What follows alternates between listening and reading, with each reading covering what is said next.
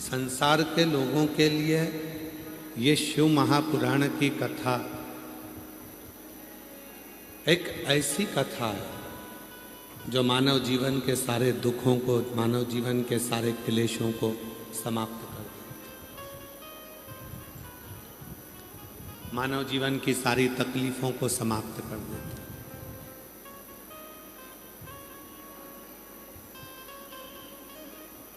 और हम यहाँ आए क्यों हैं?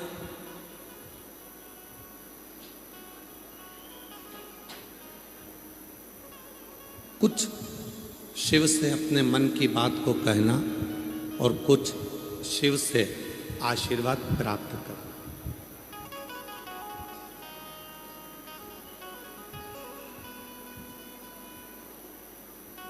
कितना फायदा है आपका? शिव महापुराण की कथा में आने वालों का फायदा कितना है? पहला, इतने सारे शिव भक्तों का एक साथ दर्शन हो जाना, ये सबसे बड़ा फायदा। दूसरा, आप अपने घर पर बैठकर शिव महापुराण की कथा को सुनते टीवी पर, तो घर पर 2-4 लोग मिलकर श्री शिवाय नमस्तुभ्यम बोलते। अब आज भक्तों की अगर गिनती लगाई जाए तो लाखों में शिव भक्त यहाँ पर बैठे हुए। और शिव महापुराण की कथा कहती है, जब किसी मंत्र को हम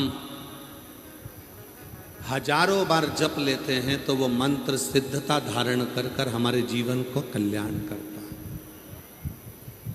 अब एक साथ लाखों शिव भक्त श्री शिवाय नमस्तुभ्यम जपते हैं, नमः शिवाय जपते हैं, ओम नमः शिवाय जपते हैं, तो वो मंत्र आपकी जिह्वा पर सिद्ध हो जाता है और आप जब यहाँ से घर जाते हैं तो आपका कार्य सफल होना प्रारंभ हो जाता है।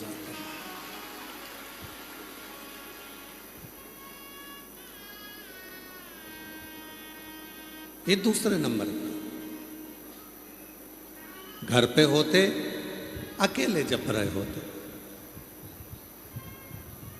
टीवी के सामने बैठे होते अकेले जप रहे होते, पर जब आप सामूहिक रूप से बैठे हो और सामूहिक रूप से बैठकर जब आप मंत्र का जप करते हो, स्मरण करते हो, तो वो मंत्र लाखों की संख्या में होता है और वो हमारे 3.5 करोड़ रोम छिद्र को शुद्ध कर देता है।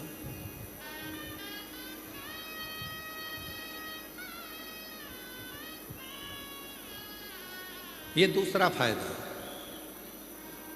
तीसरा लाभ क्या है? जब आप श्री महाभारत का चरित्र कहता है,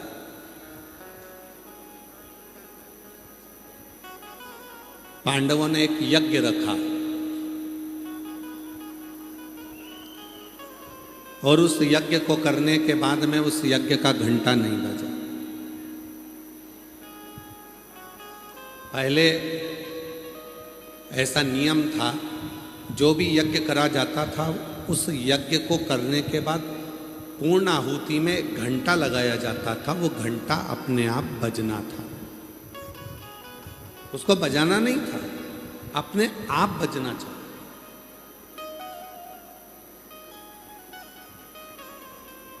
पांडवों ने यज्ञ किया, घंटा नहीं बजा। पांडवों के मन में आया, क्या यज्ञ में कोई कमी रह गई है? हमने जो यज्ञ करा उसमें कोई कमी है क्या? तब ब्राह्मणों से, संतों से, यज्ञाचार्यों से मालूम करा कि कमी क्या है। तो किसी ने कहा, यज्ञ 2 तरह का होता है, एक अग्नि में सांकल्य देना, दूसरा पूरे गांव को नगर भोज कराना, भंडारा कराना, भोजन कराना, और उस भोजन में कोई वंचित रह गया, कोई एक भोजन करने नहीं आया, इसलिए वो घंटा नहीं बजा, इसलिए वो घंटा नहीं बजा। पता करो कि इस नगर में कौन भूखा है। नगर में ढूंढने के लिए नकुल सहदेव गए, युधिष्ठिर, अर्जुन, भीम गए। एक संत छोटी सी झोपड़ी में बैठा हुआ था। अर्जुन ने जाकर हाथ जोड़कर कहा, महाराज क्या आपने भंडारे में भोजन कर लिया? कहा नहीं, मैं तुम्हारे यहाँ का भोजन नहीं कर सकता। क्यों नहीं कर सकते? मैं उसी के घर का भोजन करता हूं जिसके यहाँ पर 108 अश्वमेध यज्ञ हो चुके।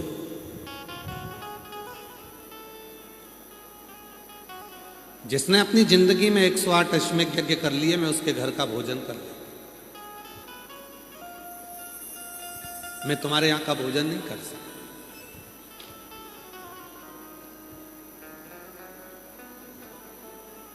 अर्जुन, तुमने अगर 108 अश्वमेध यज्ञ करे हो तो तुम मेरे को भोजन कराने ले जा सकते। नहीं, हमने नहीं। खबर पहुंची द्रौपदी के पास, और द्रौपदी पैदल पैदल, बिना पादुका के, बिना चप्पल के, बिना रथ पर बैठे, पैदल पैदल द्रौपदी संत के पास पहुंच गई। संत से कहा, बाबा चलो हमारे यहाँ चलकर भोजन करो, जिससे यज्ञ की पूर्णाहुति हो, घंटा बज जाए। संत ने कहा, नहीं, तुमने अगर 108 अश्वमेध यज्ञ करे हो तो मैं तुम्हारे यहाँ भोजन करूंगा। द्रौपदी ने हाथ में चावल लिया, जल लिया, संकल्प छोड़ने को तैयार हो गई कि मैंने 108 अश्वमेध यज्ञ करे हैं, तुम चलो मैं तुम्हें भोजन कराती हूं। संत ने पूछा, तेरे पति ने 108 अश्वमेध यज्ञ नहीं करे तो तूने कैसे कर लिया? द्रौपदी ने कहा, हमारे शास्त्र कहते हैं, वेद कहते हैं, जितने कदम चलकर कोई कथा तक आता है, जितने कदम चलकर कोई शिवालय तक जाता है, जितने कदम चलकर कोई गुरु से मिलने जाता है, उतने अश्वमेध यज्ञ अपनी जिंदगी के कर लेता है। उतने द्रौपदी कहती है, मैं तुम्हारे से मिलने के लिए आई हूं 5000 कदम चलकर, मैंने 5000 अश्वमेध यज्ञ कर लिए।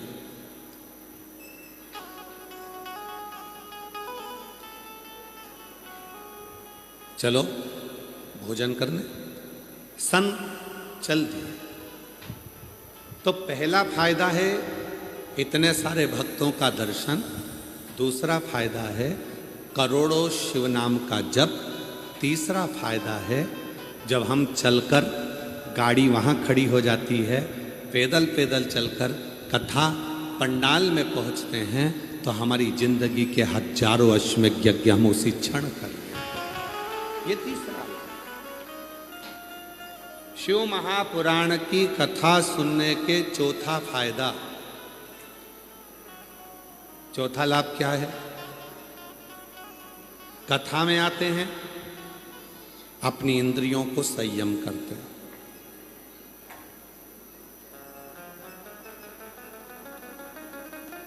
इतनी देर 2 बजे कथा चालू होगी, 10 बजे से जगह संभाल लेते हो। इतनी देर अपनी इंद्रियों को संयमित कर लिया, बैठे रहे, कहीं नहीं गए, पानी भी उतना पी रहे हो जितनी ज़रूरत है, भोजन भी उतना कर रहे हो जितनी ज़रूरत है। ज़्यादा पी लेंगे जाना पड़ेगा, चले गए अंदर आने नहीं देंगे, तो उतना पानी पिया, उतना भोजन किया, स्थिर इंतजार में बैठे हैं। चौथा लाभ है अपनी इंद्रियों को, कथा में जाने वाला व्यक्ति संयमित कर लेता है, इंद्रियों को संयम में कर कर उसको बांध लेता है। और 5वां फायदा जब कथा श्रवण करने के बाद व्यक्ति अपने घर को जाता है तो वो अकेले नहीं जाता, उसके साथ अपने महादेव को विश्वास के साथ लेकर जाता। ये 5 फायदे शिव महापुराण की कथा सुनने वालों के, श्रवण कर।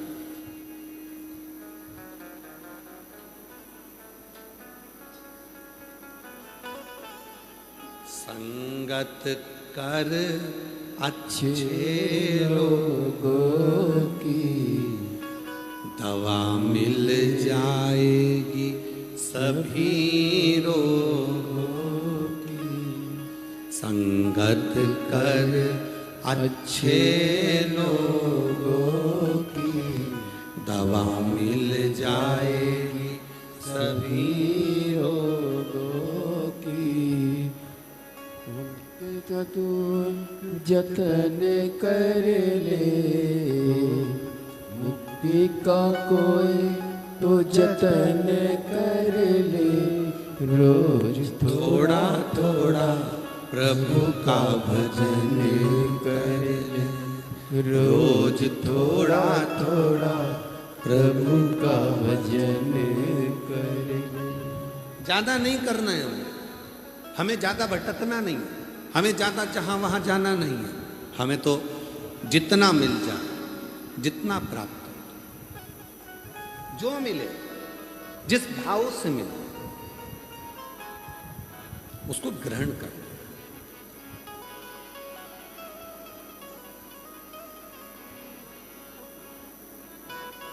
कथा सुनने के लिए तो तुम कहीं पर भी जा सकते हो,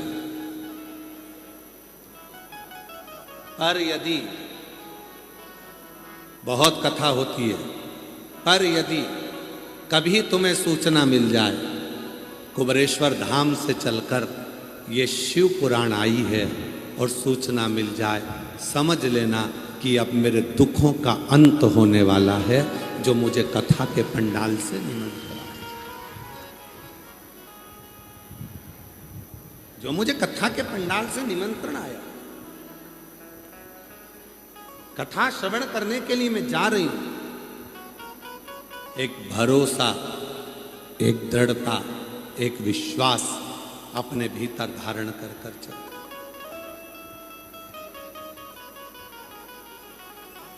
परिवार का मतलब मालूम है आप लोगों को? जम के तो बोलो, परिवार का मतलब मालूम है? परिवार का मतलब ये नहीं होता कि हम सब साथ रहते हैं। गुरुजी हम 4 देवर जेठे सब साथ में रहते हैं, गुरुजी हम 3 देवर जेठे सब साथ में रहते हैं, परिवार कहते हैं इसको। इसमें साथ में रहना कहते हैं। गुरुजी हमारा पूरा परिवार साथ में रहता है, हमारा परिवार, इसको परिवार। केवल साथ में रहना परिवार नहीं है। शिव महापुराण की कथा कहती है जितने परिवार में सदस्य हैं सब एक दूसरे के सुख दुख में साथ दें तो समझ लेना कि वो परिवार है।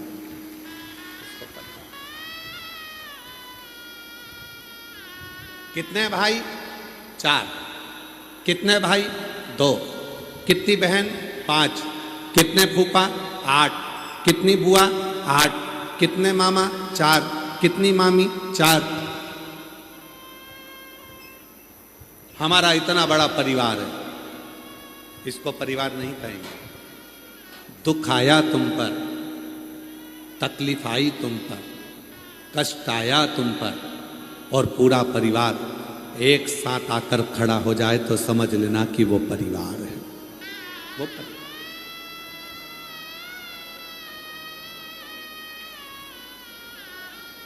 तो समझो कि परिवार है। दुख में आकर कोई खड़ा ना हो, सुख में आकर कोई खड़ा ना हो, तो वो परिवार का मतलब क्या है? इसीलिए कल कथा में कहा था कि अंत समय प्रभु आना पड़ेगा, वचन दिया तो निभाना पड़ेगा। आए ना आए प्रभु कुटुंब कबीला, अंत समय प्रभु आना पड़ेगा, वचन दिया तो निभाना पड़ेगा। अंत समय प्रभु आना पड़ेगा। परिवार वो नहीं है, सब हैं, सब। परिवार वो है, दुख आया सब साथ है, सुख आया सब साथ, कष्ट आया सब साथ।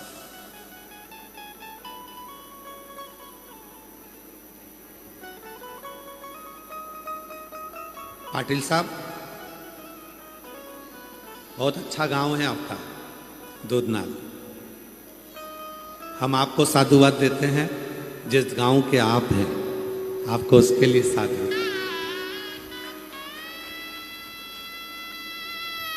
बहुत अच्छा गांव, भक्तों के लिए पूरे गांव के लोगों ने अपने अपने घर के दरवाजे खोल दिए। ये दूधनाल गांव के लोगों के लिए एक बार जोरदार ताली बजाओ, जिन्होंने भक्तों के लिए अपने घर के दरवाजे। बहुत अच्छा।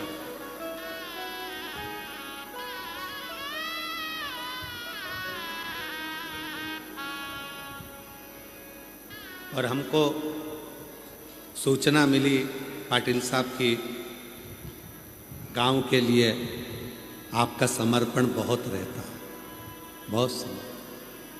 और हम भोलेनाथ जी से यही प्रार्थना करते हैं कि आपका समर्पण दूधनाल के लिए क्या, पूरे तालुका के लिए ऐसे ही बना रहना चाहिए। बहुत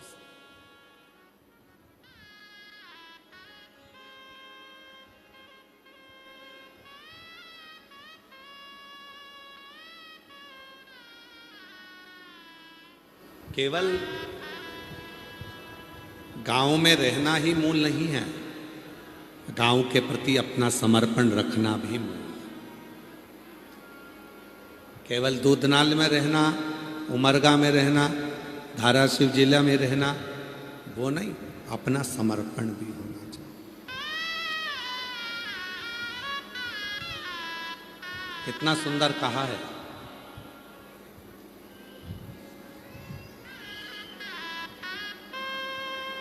जिस गांव में तुम्हारा जन्म हुआ है, जिस भूमि पर तुम्हारा जन्म हुआ है, उसके प्रति थोड़ा सा कर्ज तुम्हारे माथे पर रहता है, और वो कर्ज को मिटाने का एक ही तरीका है कि उस गांव का विकास हो, उस गांव का विकास।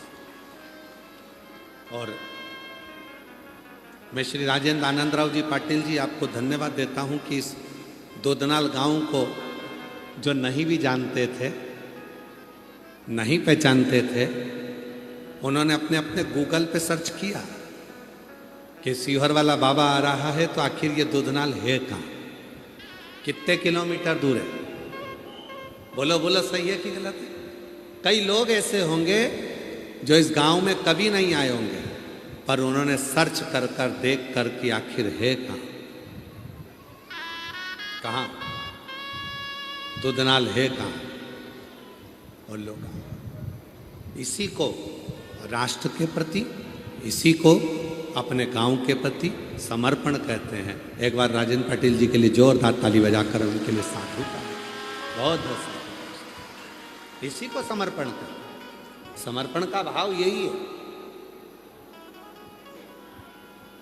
और आपसे भी निवेदन है,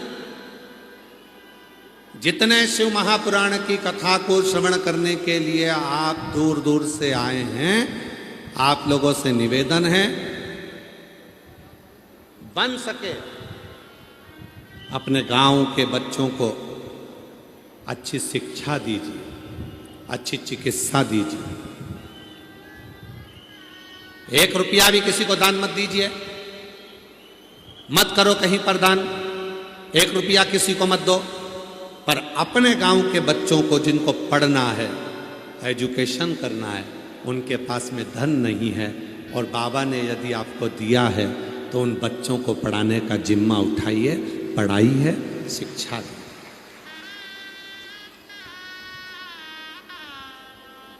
अच्छी शिक्षा दो, अच्छी चिकित्सा दो।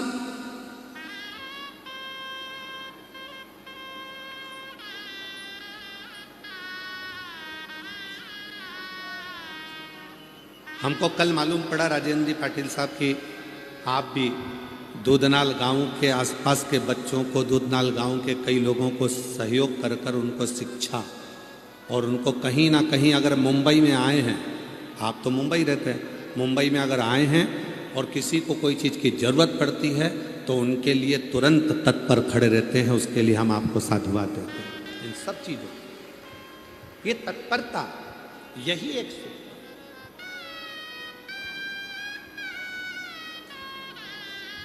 इसी को श्रेष्ठता का।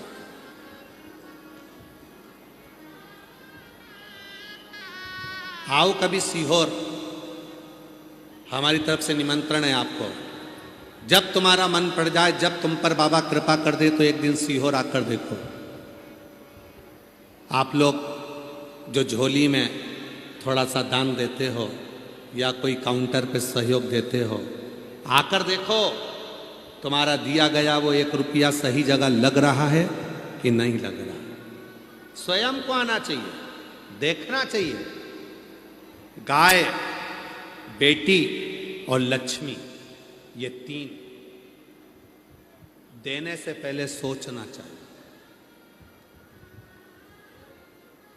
गौ माता को देने से पहले सोचो, लक्ष्मी को देने से पहले सोचो और बेटी को देने से पहले सोचो। गाय, ऐसे ब्राह्मण को मत दे देना कि वो दूध के चक्कर में लेकर जाए, बाद में दूध देना बंद कर दे तो वो किसी को बेच दे। फिर वो बिकते बिकते गाय एक दिन कसाई के हाथ में पहुंच जाती है और कसाई उस गाय को काटता है, तो गाय बेचने वाले को बद्दुआ नहीं देती, जिसने गौदान करा होता है बद्दुआ उसको लगता है। इसलिए गाय ऐसे को मत देना जो गौ माता का सम्मान ना कर सका। गाय देने से पहले कई लोग कहते हैं हमारे दादाजी चले गए, उनके निमित्त गाय देना है, कन्यादान में गाय देना है, इसमें गाय देना है। गौदान करो, मना नहीं है, पर गौदान उसको करो जो उस गौ माता का सम्मान करे, उस गाय की रक्षा करे।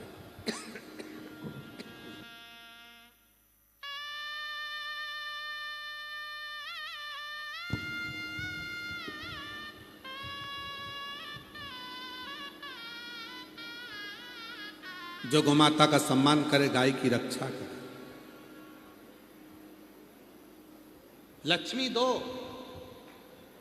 पैसा दो, पर ऐसे भिखारी के कटोरे में, ऐसे भिक्षुक के कटोरे में पैसा मत देना कि तुम्हारे पैसे को ले जाकर शाम को मदिरा में लगा दे, जुए में लगा दे, मांसाहार में लगा दे, वैश्यावृत्ति में लगा दे।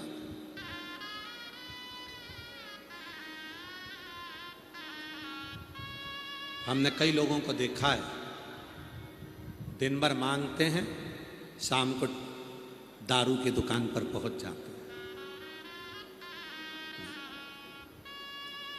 लक्ष्मी गलत कटोरे में जाती है और गलत जगह पर जाती है तो दान करने वाले को रोना पड़ता है।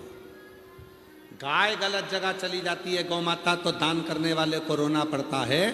लक्ष्मी गलत कटोरे में चली गई, किसी के कटोरे में दे दी और उसने शाम को मदिरा में, जुए में, मांसाहार में, वैश्यावृत्ति में, गलत काम में लगा दिया, तो वो लक्ष्मी भी रोती है, बद्दुआ देती है।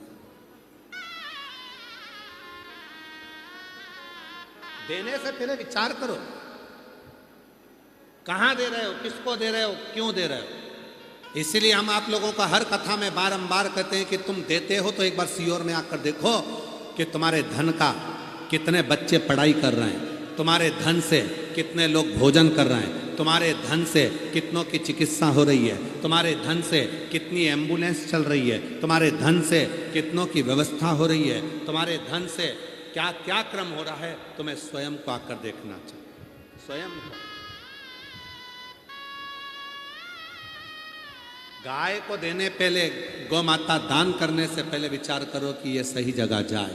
लक्ष्मी देने से पहले विचार करो कि ये सही जगह जाए।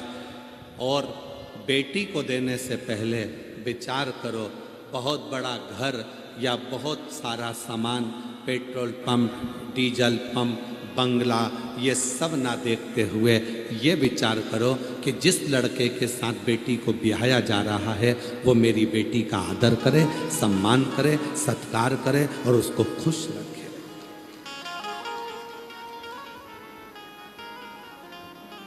बेटी को दुख होता है तो माँ बाप को रोना पड़ता है,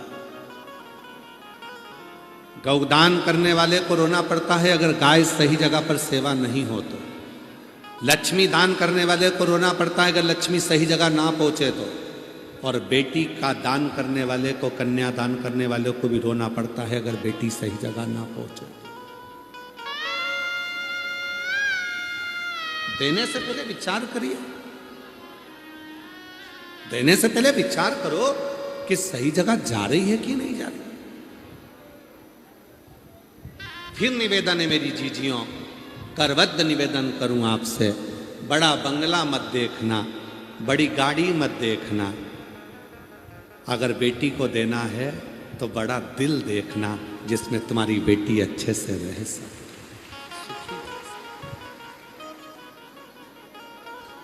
खुश रह सके।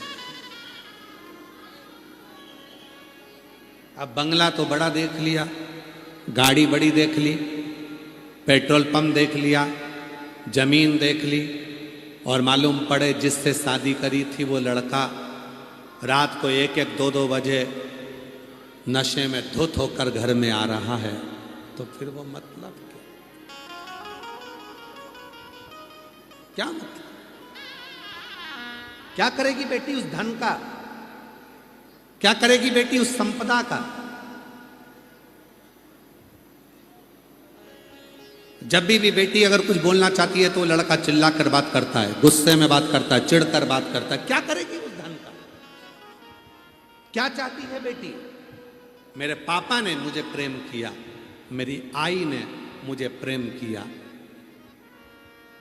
बस कुछ मत दो, कम से कम प्रेम से 2 शब्द तो बोल लो।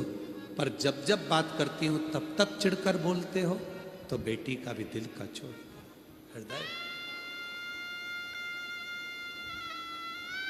ये जितनी मेरी जीजियां बैठी हैं, जितने मेरे जीजा बैठे हैं, जितनी मेरी बेटियां बैठी हैं, बेटा बैठे हैं, जितनी मेरी माताएं, बुजुर्ग माँ बाप जितने बैठे हैं, हम सब से निवेदन करते हैं, आदर के शब्द अपनी वाणी में लेकर। आज के जमाने में शुगर की बीमारी बहुत ज्यादा फैल रही है, हर व्यक्ति को शुगर की बीमारी है। कोई की शुगर ऊपर जा रही है, कोई की शुगर नीचे जा रही है। ये शुगर की बीमारी आने का कारण केवल इतना सा है, पहले के लोगों को शुगर की बीमारी नहीं होती थी। तिरुपति जाते थे, लड्डू खाते थे शक्कर का, इतना बड़ा बड़ा लड्डू 2-2, 4-4 खा जाते थे तो शुगर की बीमारी नहीं होती थी।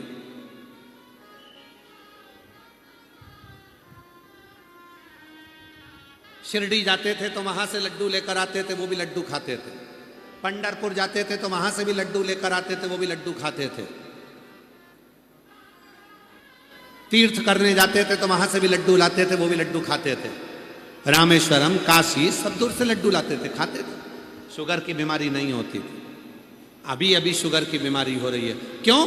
क्योंकि पहले शुगर की बीमारी इसलिए नहीं होती थी, लोग मीठा खाते थे तो जीवान से मीठा बोलते थे तो शुगर लेवल में रहती थी। आजकल शुगर की बीमारी इसलिए हो गई है कि लोग मीठा खाते तो हैं पर जीवान से कड़वा बोलते हैं, मीठा नहीं बोल पाते। जिस दिन तुम मीठा बोलना चालू कर दोगे उस दिन तुम्हारी शुगर लेवल में आ जाएगी। शुगर लेवल में रहना प्रारंभ कर।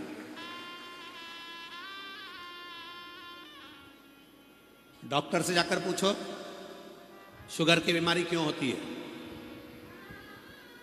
निवेदन है सीहोर वाले महाराज के कहने पर एक बार डॉक्टर साहब से पूछना कि शुगर की बीमारी क्यों होती है। डॉक्टर कह देंगे अधिक टेंशन ले रहे हो, अंदर अंदर थोड़ा ना कुछ रख रहे हो, भूखे रह रहे हो, चिंता में रह रहे हो, टेंशन ले रहे हो, इसलिए शुगर की बीमारी हो रही है।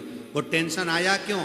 क्योंकि तुम जीवान से मीठा नहीं बोल पाए, अंदर ही अंदर भीतर की भीतर कुड़ते रहे, अंदर की अंदर जलते रहे, अपने आप में तुम अहंकार में फूले रहे, भीतर की भीतर कुड़ते रहे, इसलिए वो बीमारी तुम्हें लग गई। अगर यही शुगर तुम निकाल देते, अगर तुमको थोड़ा भी तकलीफ थी, प्रेम से आपस में बैठकर अपनी पत्नी से, बच्चों से, परिवार से बात करते, खूब हंसी मजाक करते, स्नेह से बोलते, तो वो शुगर तुम्हारी जीवान से निकलती तो शुगर का लेवल बराबर हो जाता और तुम्हें टेंशन नहीं होता। टेंशन नहीं होता तो बीमारी नहीं। ये बीमारी लगी क्यों है तुम्हारे? और बाद में दोष किसको दे रहे हो? हे भगवान तूने क्या कर दिया, मुझे शुगर की बीमारी दे दी। भगवान मन में सोचा खुद मीठा बोल नहीं रहा और मेरे से बोल रहा शुगर की।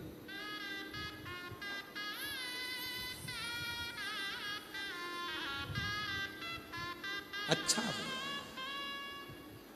श्रेष्ठ बोल।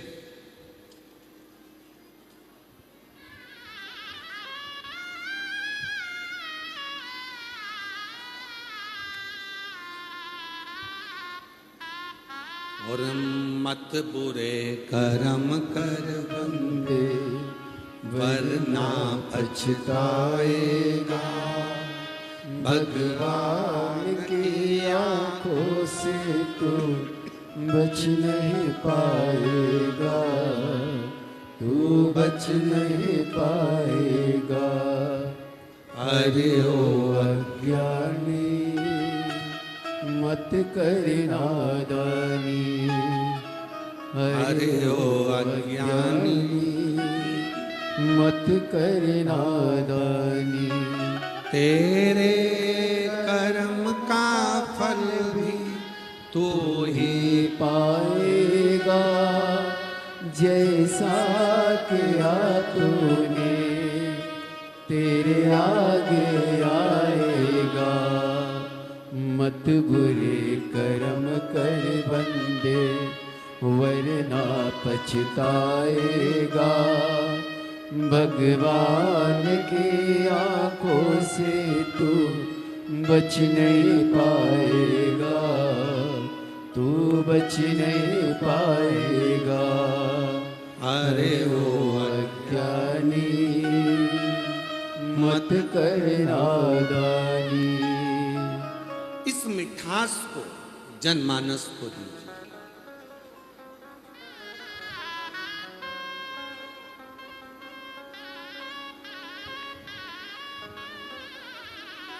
सीखो मेरे भोले बाबा से।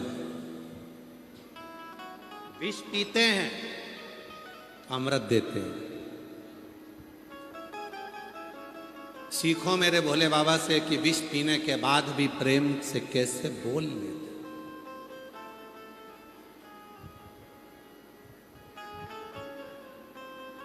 कंठ में विष भर,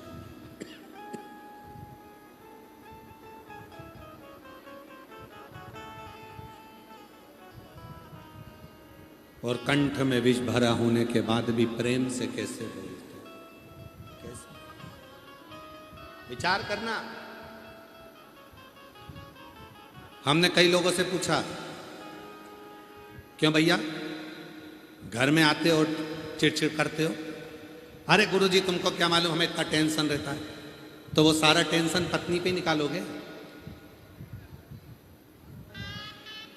सारी चिंता क्या पत्नी को ही दोगे? बाहर तो अच्छे से रहते हो, फोन पे बात करते हो अपने दोस्तों से तो बड़े खिलखिला के बात करते हो, रिश्तेदारों से बात करते हो तो बड़े खुश होकर करते हो, और पत्नी से बात करते हो तो चिड़चिड़ करके करते हो। क्यों भैया, क्या हुआ?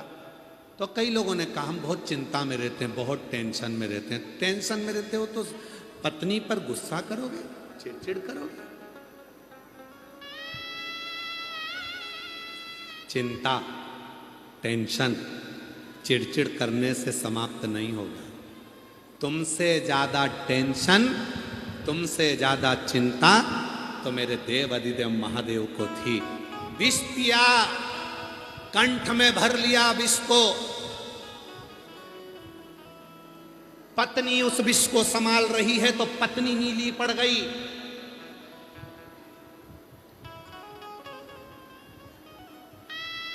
कंठ में विष, इतना कंठ में विष भरा है, ऊपर से धतूरा कांटे वाला शरीर पे पड़ा है। धतूरा, इतना विष।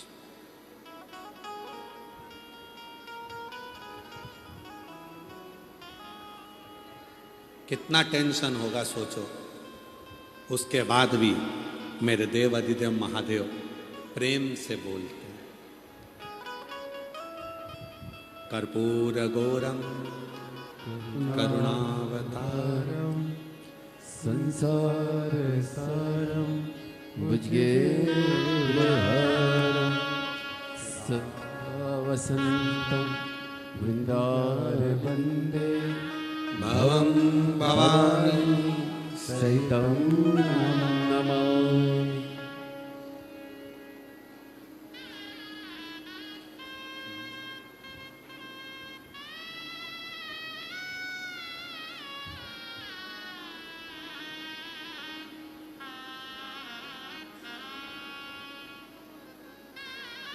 शांत,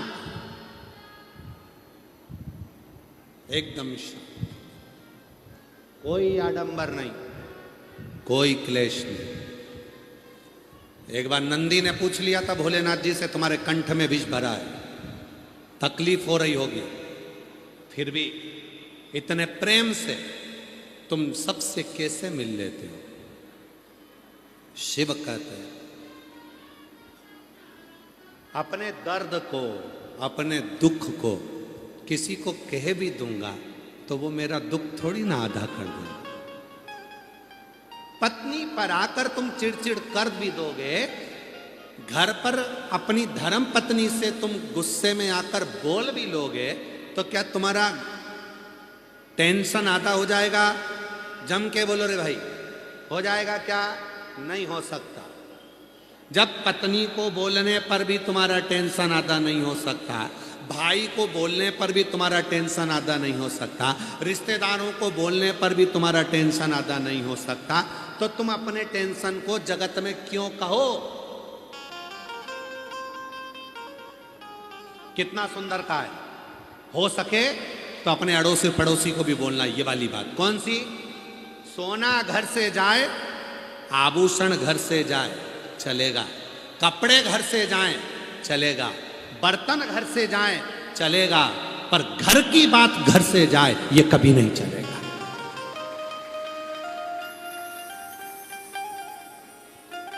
चैन चली गई ना, चले जान दो। अंगूठी चली गई ना, चले जान दो। घर से कपड़े चले गए ना, चले जान दो। बर्तन चले गए ना, चले जान दो। घर से सामान चले गया, चले जान दो, पर घर की बात घर से कभी नहीं जाना चाहिए। क्यों? जब घर की बात बाहर चली जाती है तो फिर ये सारा घाटा तो अपनी जगह है। जब घर की बात घर से चली जाएगी, अंदर की बात बाहर चली जाएगी, तो वो घाटा लगेगा जो जिंदगी में कभी सह नहीं पाओगे। इसलिए धन गया जान दो, आभूषण गए जान दो, कपड़े गए जान दो, बर्तन गए जान दो, हाथ की घड़ी चली गई घर से, कोई बात नहीं, पर घर की बात घर से निकल कर नहीं जाना चाहिए। घर की बात घर में रहना चाहिए। चिड़चिड़ करो, पर याद रखना तुम्हारे चिड़चिड़ करने से, तुम्हारे टेंशन बोलने से, देने से क्या तुम्हारा टेंशन आधा हो जाएगा? नहीं होगा। तुम्हारा डिप्रेशन आधा हो जाएगा? नहीं होगा। तुम दूसरे को टेंशन देकर करना क्या चाहते हो? इसलिए एक काम करो, बाहर शंकर जी जैसे हो जाओ। कंठ में विष है पर मस्तक पर गंगा है, इसलिए मुस्कुरा कर चलते हैं।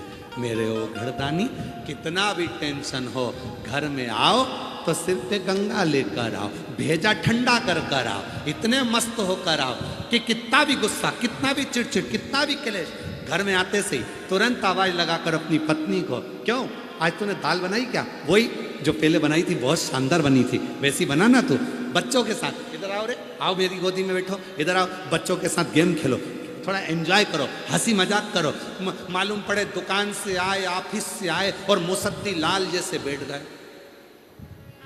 पत्नी चाय लेकर आई तो चिल्ला के, ठंडी लेके आ गई, चिड़चिड़ कर रहे हो, जरा सा कुछ बोल दिया चिड़चिड़ कर रहा, बच्चा खेल रहा था उसमें चिड़चिड़ कर रहा, माँ ने कुछ बोल दिया चिड़चिड़ कर रहा, पापा ने कुछ बोल दिया चिड़चिड़ कर रहा। अरे भाई, घर में आया है ना, बाहर था ना, घर में आए हो ना, चेहरे पर स्माइल रखना। सारी समस्या का हल एक लोटा जल है। उसी तरह घर की सबसे बड़ी समस्या क्रोध का हल भी तुम्हारे चेहरे की मुस्कुराहट है। तुम मुस्कुराहट दोगे तो मुस्कुराहट में प्रसन्नता। भूल गए लोग, दुनिया भूल गई। आजकल लोग बंदर से कहते हैं दांत दिखा, और घर में खुद नहीं दिखा पाता। घूमने के लिए अयोध्या गए, चित्रकूट गए, यहां गए, वहां गए, ब्रज गए, और बंदर से कह रहा है दांत दिखा, दांत दिखा, बिस्कुट दे, दांत दिखा, दांत दिखा। बंदर भी मन में सोचता है काय को दिखाऊं, तू तेरे घर में दिखाता। घर में तो मुसद्दी लाल जैसा रहता हूं, एकदम अकड़ में, गुस्से में, चिड़चिड़ कर कर, क्रोध कर कर, अपशब्द बोलकर। प्रेम से अगर तू घर में दांत दिखा सकता है तो फिर मैं भी तुझे दांत दिखा सकता हूं। प्रेम। शिव को क्या चाहिए? भगवान शंकर को क्या चाहिए? 13 जून को पुरुषोत्तम मास, अधिक मास की शिवरात्रि है, 3 साल में एक बार पड़ती है। उसका ऑनलाइन अभिषेक शाम को 7 बजे आस्था चैनल पर आप सब अपने अपने घर में मिट्टी का शिवलिंग बनाकर, पार्थिव शिवलिंग बनाकर तैयार रखना। शाम को पूजन करने बैठेंगे। शिव को क्या चाहिए? पूरी पूजन की सामग्री आस्था चैनल पर कथा चालू होने से पहले चलती है, कथा विराम होने के बाद चलती है। उस पूरी सामग्री में देखना कि कहीं पर भी धन खर्च होने का सामान शंकर को नहीं चाहिए। चावल के दाने 11 तुम्हारे घर में, समी का पत्ता तुम्हारे घर में, बेलपत्र का पत्ता घर में है, कनेर का फूल घर में है। जो सामग्री, थोड़ा सा कच्चा दूध, 1 चम्मच 2 चम्मच, थोड़ा सा उसमें शक्कर या गुड़ मिला हुआ तुम्हारे घर में। ज़्यादा शिव जी को कुछ नहीं चाहिए, बस हृदय से प्रेम देना शंकर जी को प्रारंभ करो। शिव जी तुम्हें दुनिया का सारा भंडार भरना प्रारंभ कर देंगे। तुम प्रेम नहीं दे, तुम स्नेह नहीं दे पाए।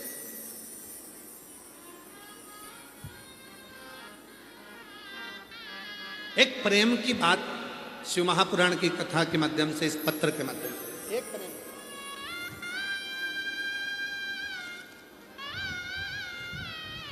देखिए, प्रेम की बात बता रहे हैं आपको। मैं लातूर जिला, तहसील शिरूर, अनंतपाल गांव आनंदवाड़ी को रहने वाली हूं। कहीं बैठी हो तो हाथ हिला सकती हैं। मैं लातूर जिला, तहसील शिरूर, अनंतपाल गांव आनंदवाड़ी को रहने वाली हूँ। मेरा नाम पल्लवी बसंत शिरूरे है। कहीं बैठी हो तो हाथ हिला सकती हैं। पल्लवी बसंत शिरूरे। मेरा मोबाइल नंबर ये है। आ जाओ, बच्चों को लेके आ जाओ। लिया बच्चों? गुरुदेव।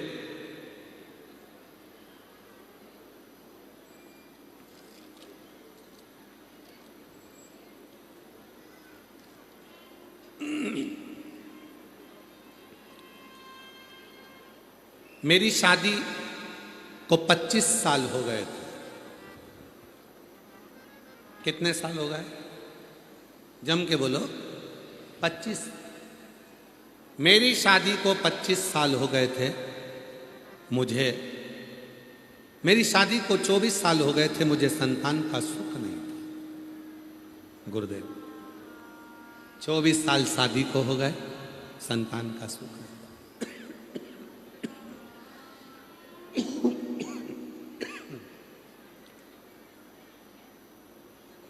मुझे लोग ताने मारते थे। मुझे ननंद ने कहा, सीहोर वाले महाराज जी की कथा सुन, और मुझे आंकड़े की जड़ का उपाय सुझाया। तब मैंने आंकड़े की जड़ का मंदिर जाकर उपाय भी किया। संतान का सुख उस समय पर नहीं। मैंने आपके कहने पर ऑनलाइन सावन के महीने में पार्थिव शिवलिंग का पूजन भी किया। गुरुदेव, जब भगवान ने मेरी नहीं सुनी तो आप कहते हो ना, हिम्मत मत हारना।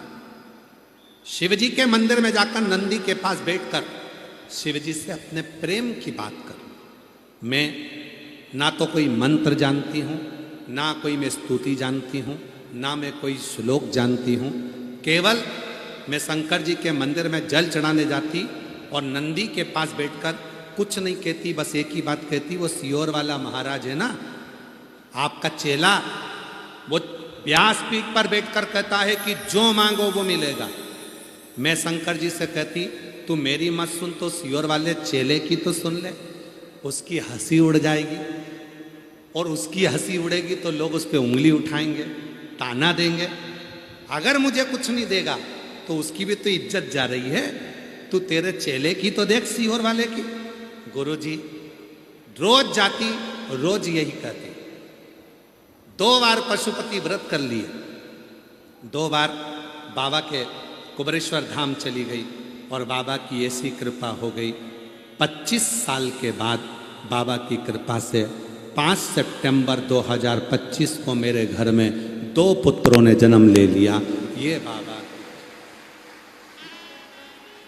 ये शिव की कृपा, ये शंकर की।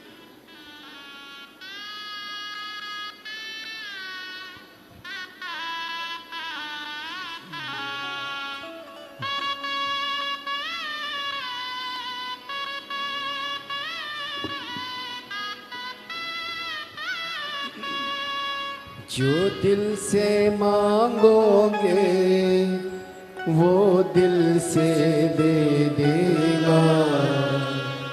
जो दिल से मांगोगे वो दिल से दे देगा। मेरा भोला भंडारी है, खाली झोली भर देगा। मेरा भोला भंडारी है, खाली झोली भर देगा। 25 साल के बाद हुए, एक बार जोरदार ताली बजाएं साथ। मस्तक पे चंदा है, उजियारा कर देगा। मस्तक पे चंदा है, उजियारा कर देगा। मेरा भोला भंडारी है, खाली झोली भर देगा। मेरा भोला 25 साल के बाद हुए हैं, जोरदार ताली बजाएं। खाली झोली भर देगा। मस्तक पे चंदा है, उजियारा कर देगा। मस्तक पे चंदा है, उजियारा कर देगा। मेरा भोला भंडारी है, खाली झोली भर देगा। मेरा भोला भंडारी है, खाली झोली भर देगा। आप आए हो, प्रेम से बोलो तो उसको।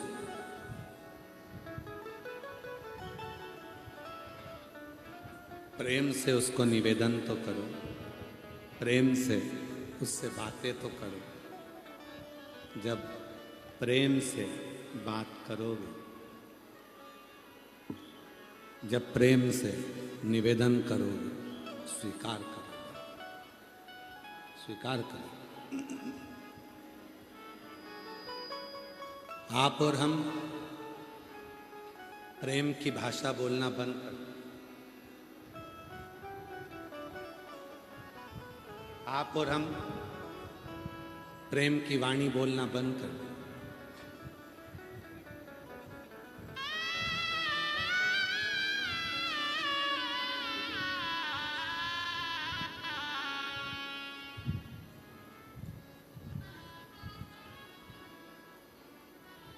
हमने अपनी जिंदगी को इतना संघर्षपूर्ण बना लिया है कि हम परमात्मा से अपने मन की बात भी नहीं कर पाते।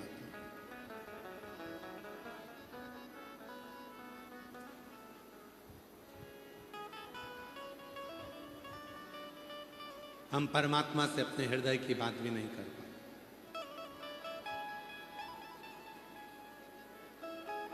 हमने अपने जीवन को इतना डिफिकल्ट कर लिया कि हम आपस में स्नेह से रहना ही बंद कर दिया। इतना डिफिकल्ट।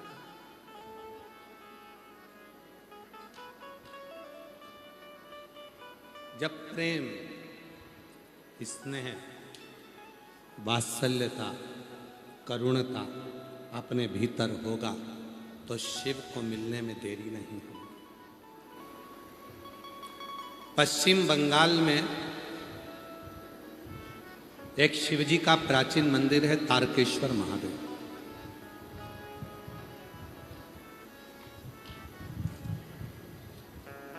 कभी बंगाल जाओ तो दर्शन करके आना।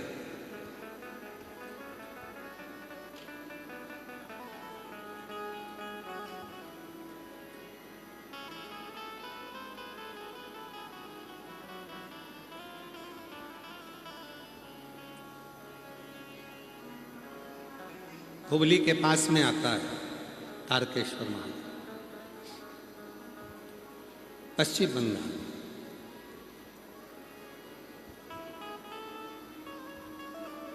कभी किसी से पूछना कि तारकेश्वर महादेव की लीला क्या है।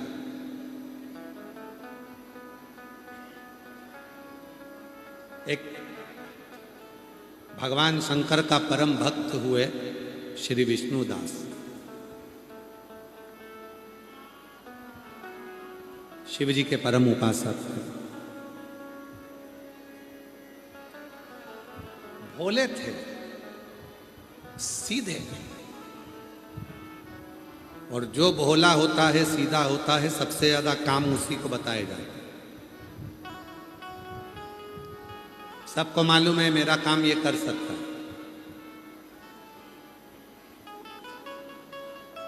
सीधा है, भोला है। विष्णुदास, पूरे गांव के लोग उसको काम बताते रहते और वो काम करता रहे। किसी ने काम को ये ला दो, हाउ। कोई ने कहा सब्जी ला दो, हाउ। कोई ने कहा मेरे दुकान चले जा, हाउ। कोई ने कहा मेरे यहाँ झाड़ू लगा दे, हाउ। कोई ने कहा मेरे यहाँ पोछा लगा दे। बहुत सीधा था, भोला था। और भोला का तो भोला होता ही है विष्णुदास, बहुत।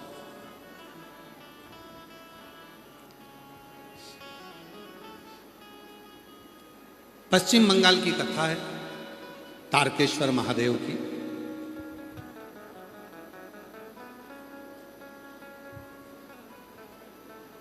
सीधा साधा विष्णुदास शिव की साधना में लगा रहता, भगवान शंकर।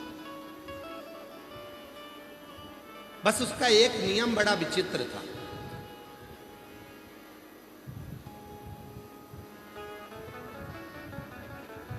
वो किसी मंदिर में नहीं जाता था, किसी शिवालय में नहीं जाता था। चलते फिरते, क्योंकि काम इतना सारा रहता था, हर एक व्यक्ति उसको काम बोल देता था, तो चलते फिरते एक पत्थर को उठाता था, कहीं पर भी रखकर उसी पे पानी चढ़ाकर, पत्ती तोड़कर चढ़ाकर चला आया।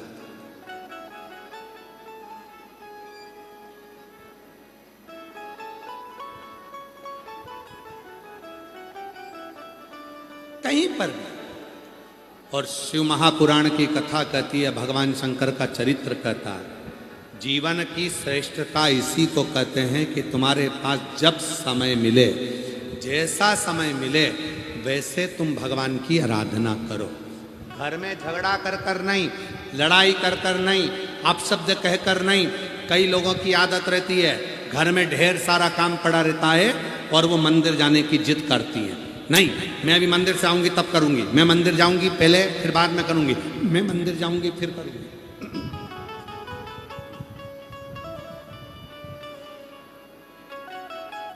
कोई जिद, कोई जिद। ठीक है, पहले बच्चों को स्कूल भेज दो। पति को काम है तो पति के साथ में उसका टिफिन बना दो, उसका काम कर दो, उसके बाद मंदिर चली जाओ। कोई जरूरी है कि सवेरे ही सबसे पहले मंदिर जाना? 33 कोटि देवता में केवल एक देव अधिदेव महादेव ऐसे हैं जो तुम्हारे लिए 24 घंटे तुम्हारे लिए बैठे हैं। तुम्हारा जब मन पड़े तब महादेव के पास चले जाओ, जब तुम्हारा दिल करे।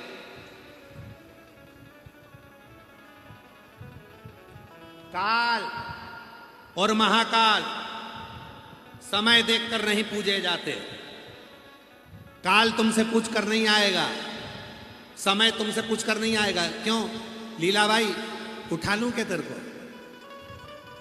पूछेगा यमराज, धर्मराज आकर पूछेंगे, यमराज आकर पूछेंगे, यमदूत आकर पूछेंगे, ए कमला तेरे को लेकर जाना है, चलेगी क्या?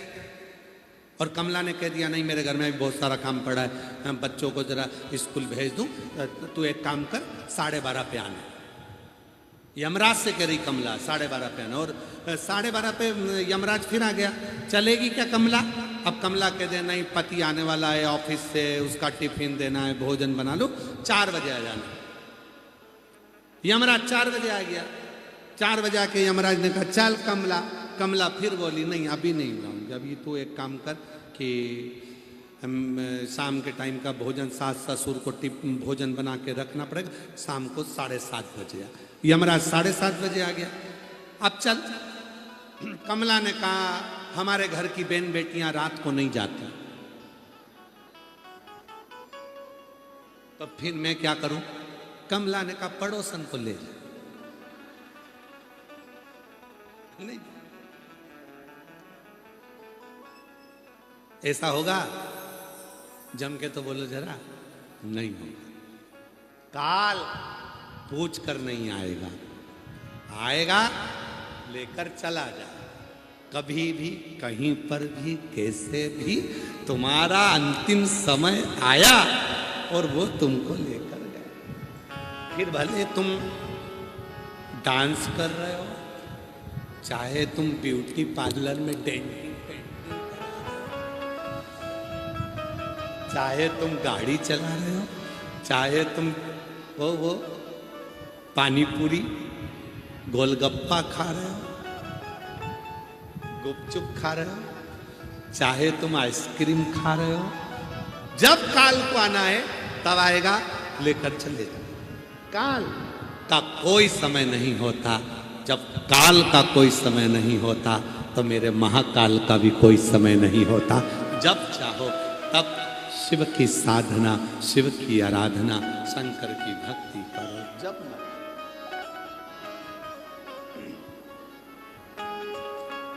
कोई कहे तुमसे कि सुबह ही मंदिर जाना है, नहीं नहीं, मैं मन पड़े तब चल।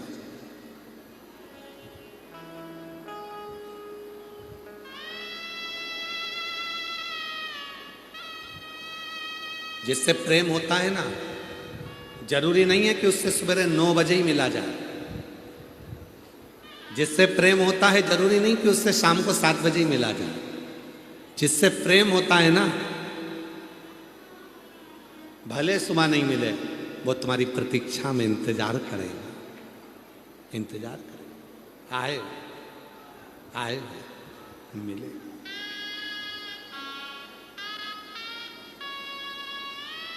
आए वो मिले, शिव से प्रेम करा, इंतजार करेगा।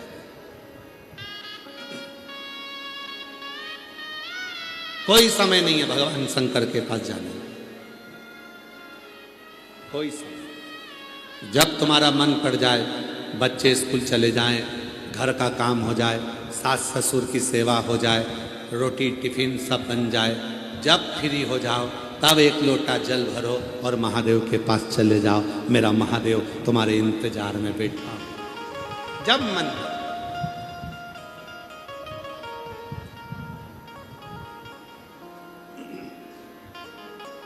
कितने ज्योतिर्लिंग हैं? जम के बोलो, जरा आवाज आना चाहिए। आवाज नहीं आई, फिर से बोलो। 12 ज्योतिर्लिंग हैं।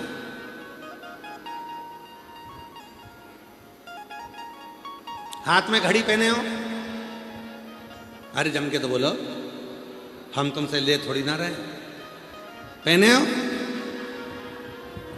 घड़ी देखो, 1 बजे से लेकर 12 बजे तक वो घड़ी के कांटे हैं। बोलो बोलो, जम के बोलो। हैं? अरे बोलो तो ठीक है।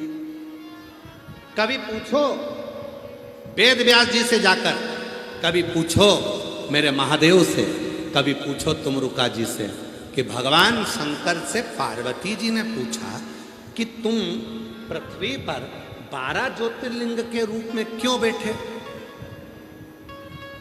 स्वयं पार्वती जी ने भगवान शंकर से पूछा कि तुम पृथ्वी पर 12 ज्योतिर्लिंग के रूप में क्यों बैठे हो? तब भगवान शंकर ने कहा, पार्वती ये मेरी संतान है, जो पृथ्वी पर जन्म लेता है वो मेरी औलाद होती है, और औलाद के लिए हमेशा तत्पर बैठना पड़ता है। जब व्यक्ति को 1 बजे से लेकर 2 बजे के बीच में तकलीफ हो तो मुझे सोमनाथ के रूप में याद कर ले, 1 मिनट में दुख मिटाने के लिए पहुंच जाएगा। जब 2 बजे तकलीफ हो तो मुझे मल्लिकार्जुन के रूप में याद करे, मैं उसका दुख मिटाने के लिए पहुंच जाता हूं। जब 3 बजे तकलीफ हो, 3 से 4 के बीच में तकलीफ हो तो मुझे महाकाल के रूप में याद करे, मैं उसका दुख मिटाने चले जाता हूं। और अगर कोई 4 बजे तकलीफ हो, 4 से 5 के बीच में तकलीफ हो तो ओमकारेश्वर का नाम लेना प्रारंभ करे, मैं उसके पास पहुंच जाता हूं। इसी तरह से 5 बजे तकलीफ हो तो भीमा शंकर का स्मरण करे।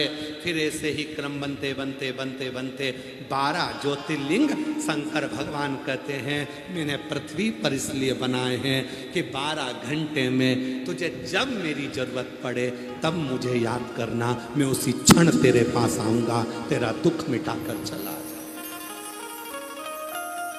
12 बजे तकलीफ आए तो घृष्णेश्वर को याद करना, तत्पर खड़ा मिलेंगे। 11 बजे तकलीफ हो तो रामेश्वरम को याद करना, तत्पर मिलेंगे।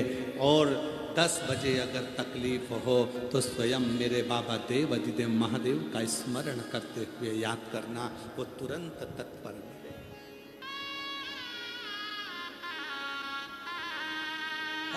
कल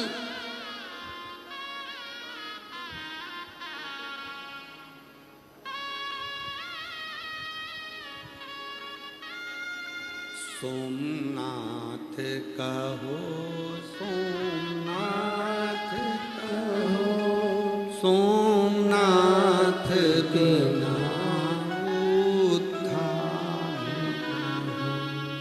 सोमनाथ कहो, सोमनाथ कहो,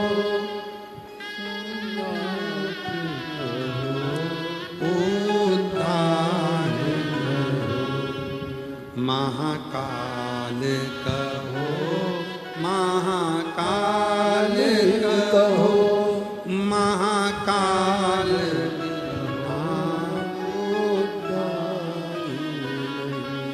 महाकाल कहो, महाकाल कहो, महाकाल बिना उद्धार। एक बजे दुख आया सोमनाथ याद आया, 2 बजे दुख आया मल्लिकार्जुन याद आया, 3 बजे दुख आया महाकाल याद आया, 4 बजे दुख आया ओमकार याद आया, 5 बजे दुख आया केदार याद आया, 6 बजे दुख आया भीमा शंकर याद आया, 7 बजे दुख आया मेरा काशी विश्वनाथ याद आया, 8 बजे दुख आया मेरा त्र्यंबकनाथ याद आया, 9 बजे दुख आया मेरा वैद्यनाथ याद आया, 10 बजे दुख आया मेरा नागेश्वर याद आया, 11 बजे दुख आया मेरा रामेश्वर याद आया, 12 बजे ये दुख आया तो मेरा कृष्णेश्वर याद आया।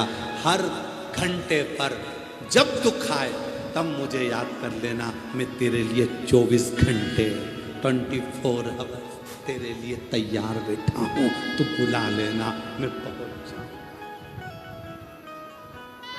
जब चाहे तब।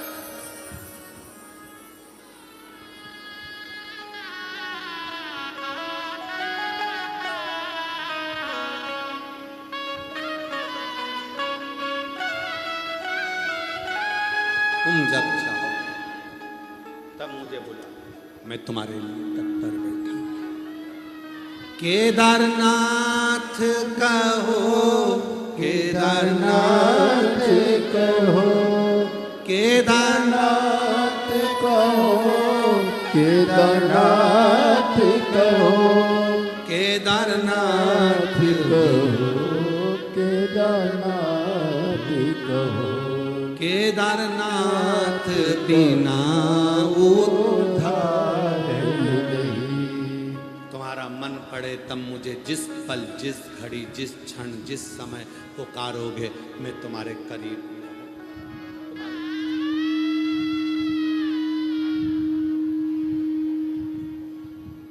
जिस पल पुकारोगे जिस क्षण पुकारोगे। 12 ज्योतिर्लिंग है 12 घंटों के लिए, चाहे सुबह से दिन से लेकर रात के 12 लगा लो, चाहे रात से लेकर दिन के 12 लगा लो, तुम 12 पुकार।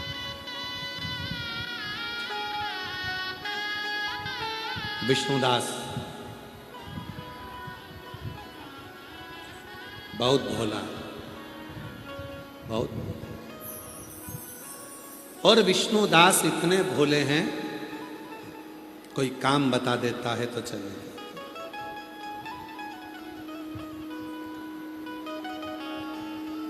समय नहीं बंधा।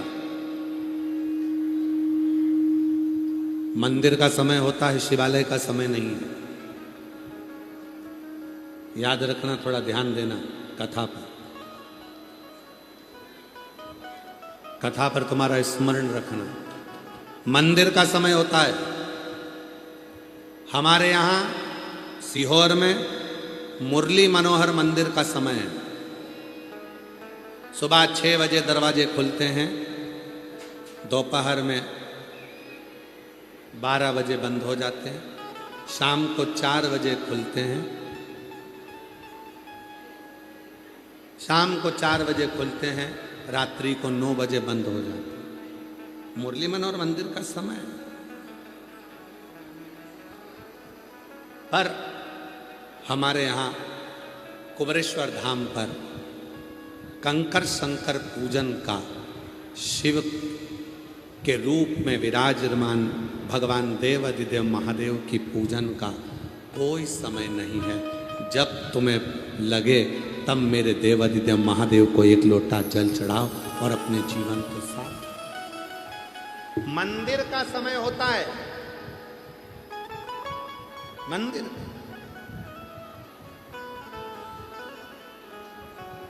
पर शिवालय का समय नहीं। मंदिर का समय निश्चित है। चलो आपके घर, आपके गांव में देख लो, दूधनाल में या उमरगा में, जिला धाराशिव के जितने मंदिर हो, जो मंदिर है उनका समय होगा, पर शिवालय का समय नहीं। पीपल के पेड़ के नीचे कहीं शंकर का शिवलिंग है, उसका कोई समय नहीं। बट के पेड़ के नीचे कोई शंकर का शिवलिंग है, उसका कोई समय नहीं। खेत में शंकर का शिवलिंग रखा है, कोई समय नहीं। घर के बाहर शंकर का शिवलिंग रखा है, कोई समय नहीं। शिवालय का समय नहीं होता।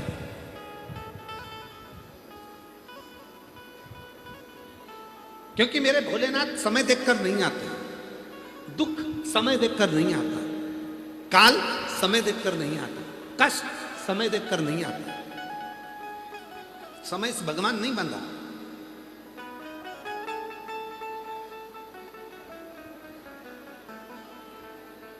कई लोग कह देते हैं गुरुजी हम दुकान कब खोलें, कोई अच्छा समय बताओ।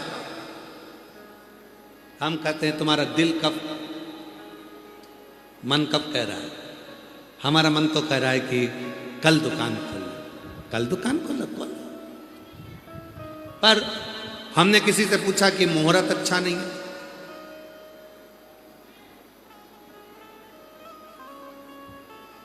जन्म लिया तब उस परमात्मा ने मुहूर्त नहीं देखा था कि कौन से जन्म समय में तेरा जन्म हुआ। और चलो जाने दो, आजकल तो हमारे पाटिल साहब की बेटी श्वेता डॉक्टर बन रही है ना, डॉक्टरी कर रही है। आपको साधुवाद है।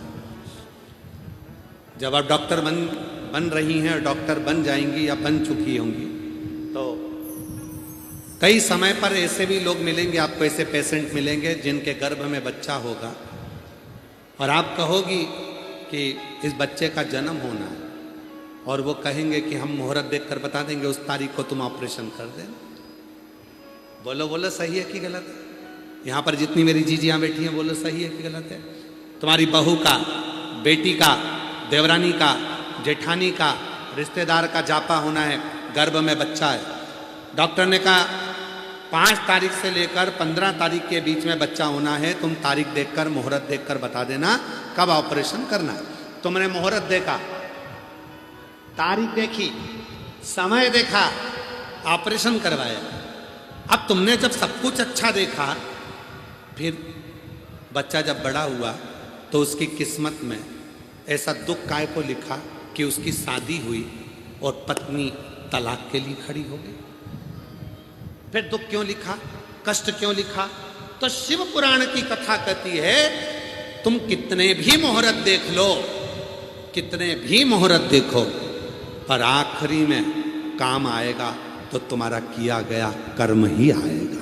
तुमने जैसा कर्म करा है उसके अनुसार तुम्हें फल मिलेगा, तुम्हें उसको भोग। मत बुरे कर्म कर बंदे वरना पछताएगा, भगवान की आंखों से तू बच नहीं पाएगा, तू बच नहीं पाएगा। अरे ओ अज्ञानी मत कर करना दानी, अरे ओ अज्ञानी मत कर। करना दानी। कर्म देखा जाएगा, तुमने क्या कर्म करा है, कैसा कर्म करा है, ध्यान देना। कितना भी मुहूर्त देख लेना, कितनी भी तिथि देख लेना, कितना भी वार देख लेना, पर आखिरी में भोगना तुम्हारे कर्म के अनुसार है, फल तुम्हारे कर्म के अनुसार मिलेगा। तुम अच्छा कर्म करोगे अच्छा मिलेगा, पूर्व में अच्छा कर आए अच्छा मिलेगा।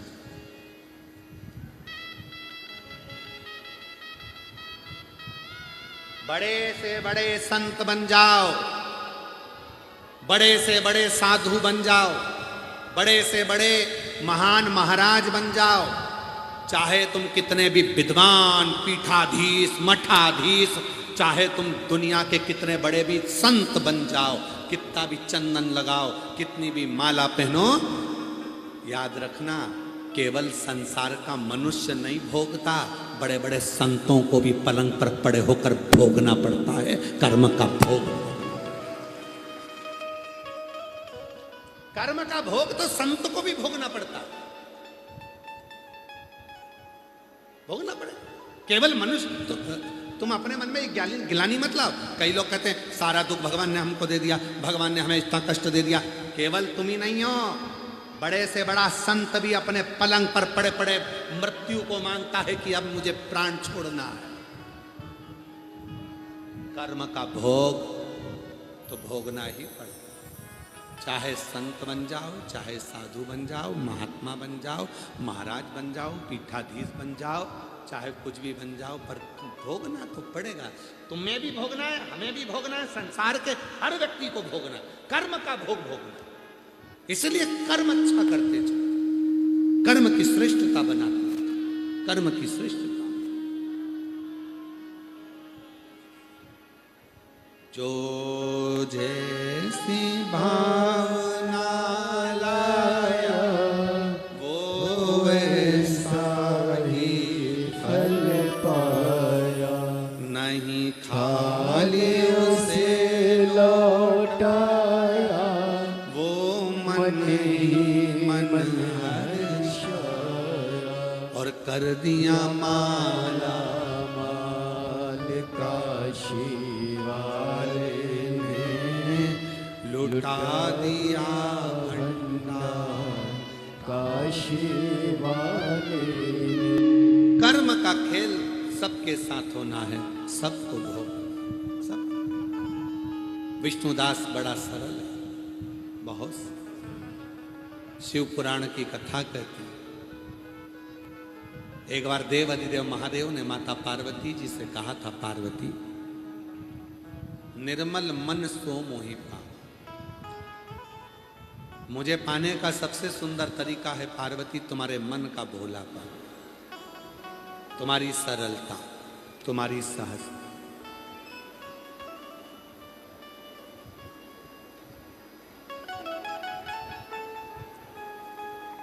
बहुत अच्छा भाव रखो भीतर से, बहुत भीतर से। भगवान शंकर की पवित्र कथा करें। विष्णुदास इतने भोले थे, लोगों की सेवा में काम में लगे रहते थे, मंदिर जाने का समय निश्चित नहीं करते। इसलिए जहां भी जाते वहीं एक कंकर को उठाकर उसी पर जल चढ़ाकर उसको शिव।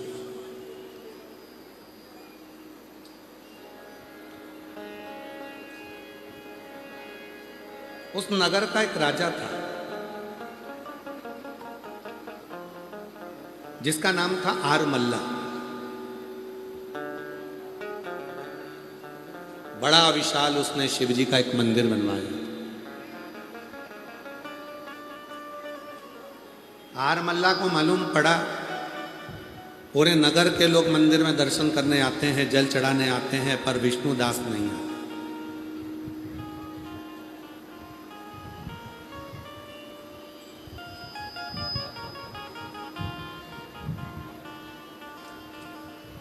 विष्णुदास मंदिर नहीं आता है।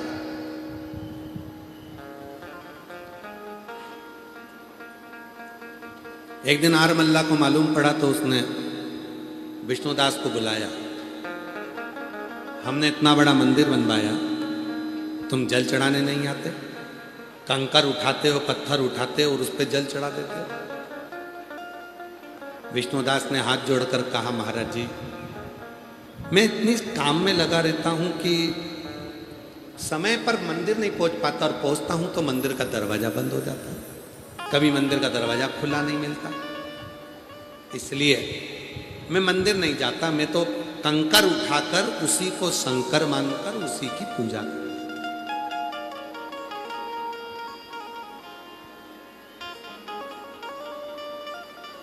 मैं मंदिर नहीं जाता।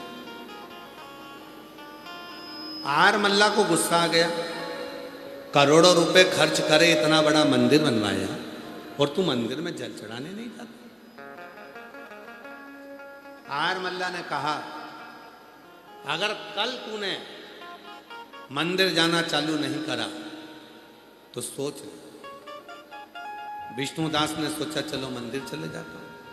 सुबह जल्दी उठकर मंदिर जाने लगा तो मंदिर खुला ही नहीं था। वापिस आ गया, काम पर जाना था, एक पत्थर उठाया, रखा, उसी पे जल चढ़ाकर पूजन कर कर दूध चढ़ाकर चल दिया। आरमल्ला को मालूम पड़ा आज फिर ये मंदिर नहीं गया। हार मल्ला आया तो मंदिर नहीं गया, गया था पर मंदिर के पट बंद थे। मुझे काम से जाना था इसलिए समय पर नहीं पहुंच सका, गुस्सा आ गया। जिस पत्थर पर तूने दूध चढ़ाया है, जिस पत्थर पर तूने जल चढ़ाया है, क्या वो शंकर है? विष्णुदास ने कहा, जल चढ़ाना हमारा काम है, तेरे मंदिर में आना मेरा काम है और मेरी बिगड़ी बनाना तेरा। जल चढ़ाना हमारा काम है, दूध चढ़ाना हमारा काम है। कई लोग कहते हैं कि गुरुजी आप जो ऑनलाइन पूजन कराते हो, पार्थिव पूजन कराते हो, जो 13 जून को है, और एक सावन में कराते हो, अधिक मास में 3 साल में एक बार कराते हो, बाकी के हर साल सावन में कराते हो, सावन की शिवरात्रि पर, और अब की बार अधिक मास की शिवरात्रि पर कर। तो जो पार्थिव पूजन करते हैं, शंकर जी का जो मिट्टी का शिवलिंग बनाते हैं, उस शिवलिंग की पूजन करते हैं, तो क्या उस शिवलिंग में शंकर रहते हैं? शिव महापुराण की कथा कहती है, शिव पुराण की कथा कहती है, अपने बच्चों का पेट भरने के लिए भील पेड़ पर चढ़ा था, छाजल में से जल नीचे गिर रहा था, पत्ती टपक रही थी, नीचे एक पाषाण पत्थर का एक शिवलिंग रखा हुआ था, उसको नहीं मालूम था।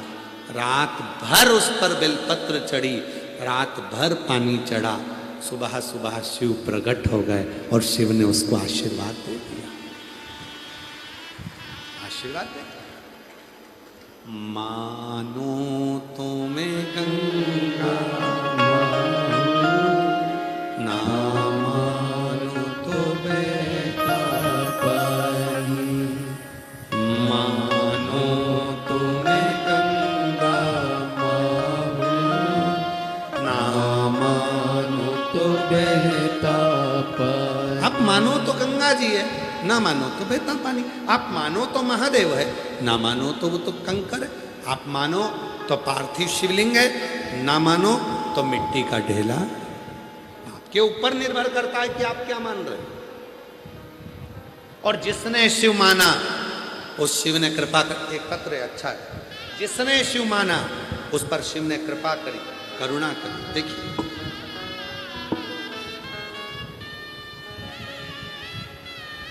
मेरा नाम सुरेखा मारुति माने है, कहीं बैठी हो सुरेखा आप ही हैं? बेटा आया है के साथ में, आ जा लिया। मेरा नाम सुरेखा मारुति माने है, मैं कर्नाटक के कलबुर्गी जिले की रहने वाली हूँ। मेरे गुरुजी मेरे पोते वीर को 18 अप्रैल 2022 को ब्लड कैंसर हो गया। मेरे पोते वीर को 2022 में 18 अप्रैल को मालूम पड़ा कि इसको ब्लड कैंसर है। पता चलते ही पूरा दिमाग खराब हो गया, मन काम करना बंद कर दिया, पूरा घर अस्त व्यस्त हो गया। हमको लगा कि एक जगह और पता करते हैं, फिर जांच कराई सोलापुर में, वहाँ भी मालूम पड़ा कि इसको ब्लड कैंसर। बार बार चेकअप करवाया गया तो भी डॉक्टर ने ब्लड कैंसर ही बताया। डॉक्टरों ने कहा कि इसका जो ब्लड कैंसर है वो शरीर में फैल चुका है, ज़्यादा समय नहीं। बोला 2022 में कुछ महीने दिए, तब मेरी छोटी बहन ने मुझे मुंबई के टाटा का अस्पताल का नाम बताया। हमने वहाँ पर भी ट्रीटमेंट करवाई, पर वहाँ भी कुछ ही समय दिया। तब किसी एक बहन जी ने कहा, सीहोर वाला बाबा कहता है कि शंकर पे चढ़ा हुआ जल यदि बच्चे को दें, पिलाएं, शरीर पर लगाएं तो उसका असर करता है। हमारा विश्वास नहीं था क्योंकि हमारे घर में शंकर का शिवलिंग नहीं था। हमारे घर में शंकर का शिवलिंग नहीं था, हम लोग मंदिर नहीं जाते थे। विश्वास करा उस बहन के कहने पर, बाजार गई, पत्थर का शिवलिंग लेकर आई, उसका पूजन कर कर, जैसा आपने अपनी कथाओं में बताया है कि नर्मदा का कंकर, सीहोर का कंकर शंकर के रूप में पूजता है, हम वैसा ही करें, उसकी पूजन करना प्रारंभ करें। सीहोर भेजा, वहाँ से कुबरेश्वर धाम से रुद्राक्ष बुलवाया, कुबरेश्वर धाम का रुद्राक्ष लेके आई। उसी रुद्राक्ष को गलाकर शिवजी को जल अर्पित करती थी और उसी जल को गला पोते को पिला देती थी। आज बाबा को धन्यवाद देने आई हूँ।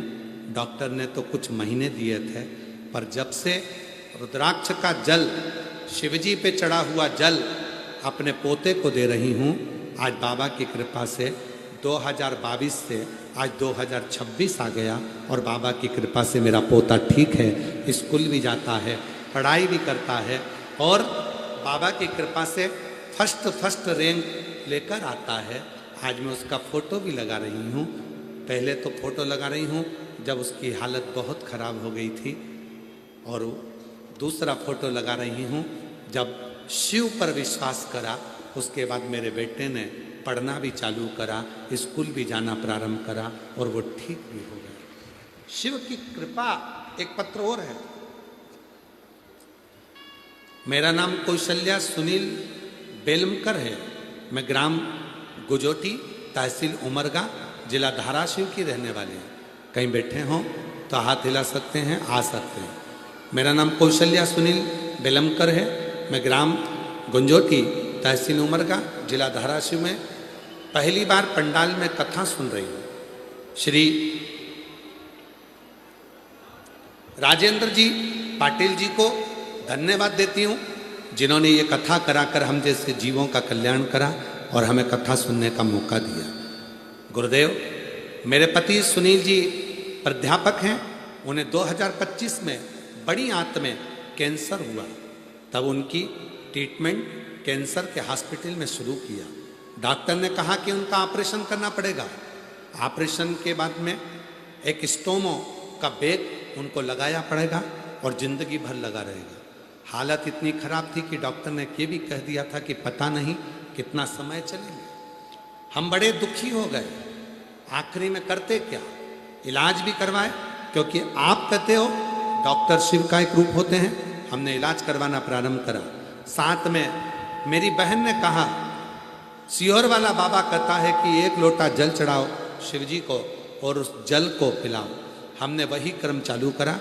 सीहोर में गए, वहाँ से हम रुद्राक्ष लेकर आए, वो भी देने लगे और आज बाबा की कृपा से ऑपरेशन करने की ज़रूरत नहीं पड़ी और मेरे पति का कैंसर धीरे धीरे ठीक हो गया। हम बाबा को यहाँ धन्यवाद देने के लिए आए हैं।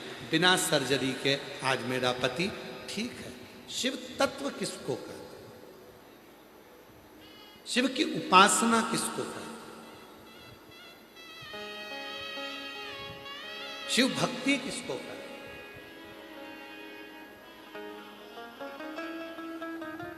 पाटिल जी, हम आपको फिर पुनः धन्यवाद दें अच्छे कार्य के लिए। यहाँ कई मेरी जीजियाँ ऐसी हैं जिनके पास इतना धन नहीं था जो दूर जाकर कथा सुन सके, पर आपने ये दुधनाल में कथा कराकर कई मेरी बहनों के चेहरे पर प्रसन्नता लाई।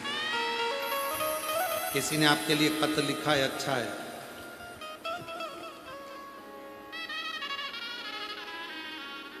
गुरुजी, आयोजक श्री राजेंद्र आनंदराव पाटिल जी के लिए पत्र है।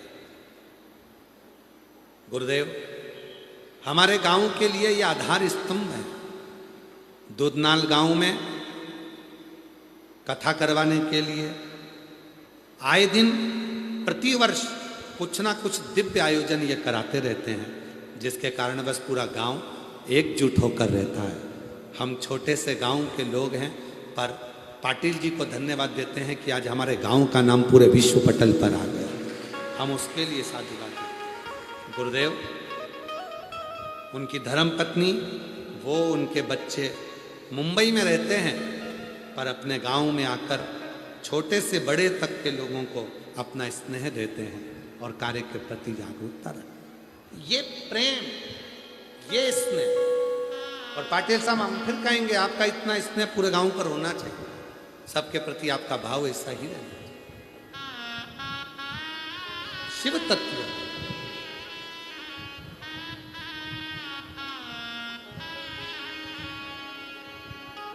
किस्मत वालों को। इसी बच्चे को ब्लड कैंसर हो गया था, डॉक्टर ने जवाब दे दिया था, कुछ महीने दिए थे 2022 में। इस बेटी ने, इसकी दादी ने और उसकी माँ ने शिव पर भरोसा किया।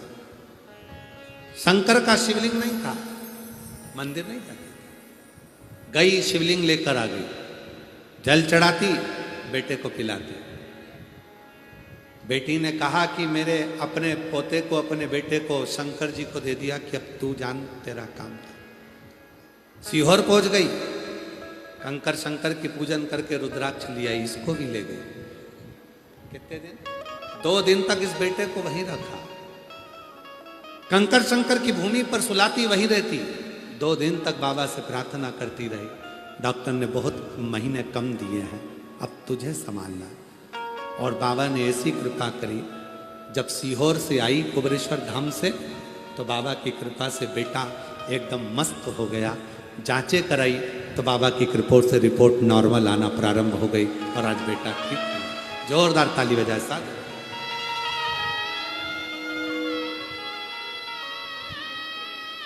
किस्मत वालों को मिलता है भोले तेरा दरबार। किस्मत वालों को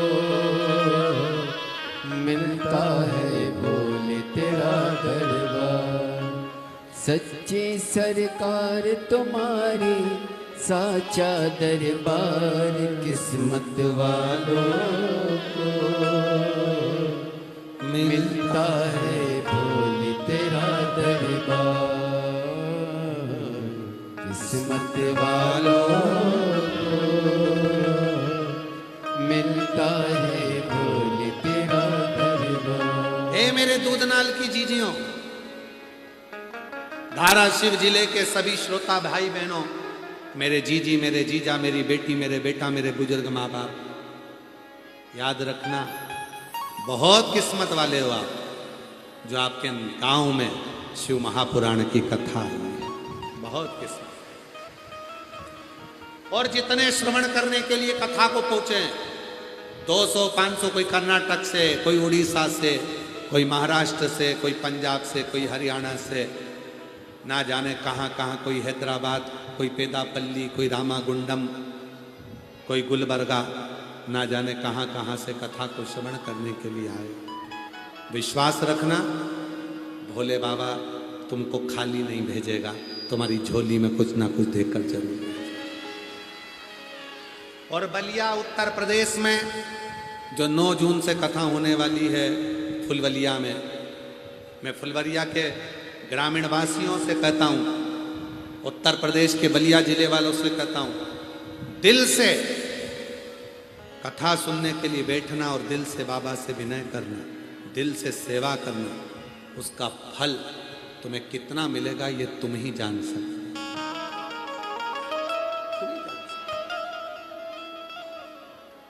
विष्णुदास से आर मल्ला ने कह दिया, तूने फिर पत्थर उठाकर उस पर जल चढ़ाया, मंदिर नहीं गया। गुस्सा आ गया, आया, जिस पत्थर पर तूने जल चढ़ाया, क्या इस पत्थर में शिवलिंग है? विष्णुदास ने कहा, ये तो दिल की बात है, मानो तो गंगा मां हूं, मैं मानता हूं कि ये शिव है। आरमल्ला ने कहा, मैं नहीं मानता कि ये शिव है। अब भी की अब भी इस शिवलिंग को उठाकर खोदता हूं, बाहर फेंकता हूं। पत्थर को खोदने में देरी नहीं करी, आरमल्ला ने मजदूर बुलाए, पत्थर को खोदने लगा।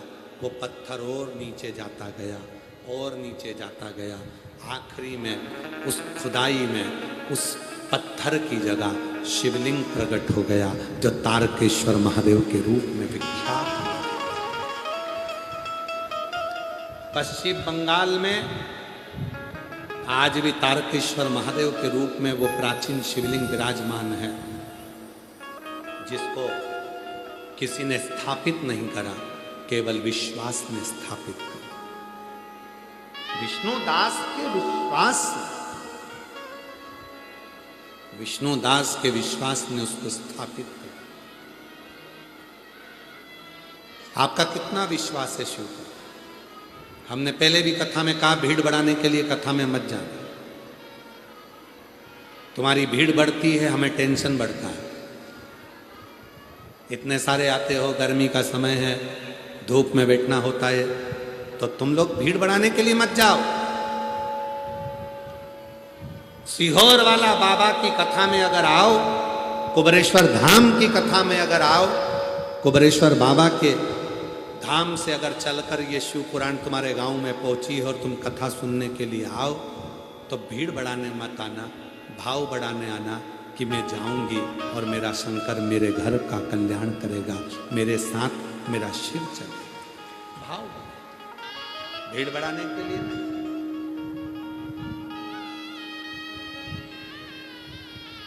कितने बड़े बड़े पंडाल लगाए हैं,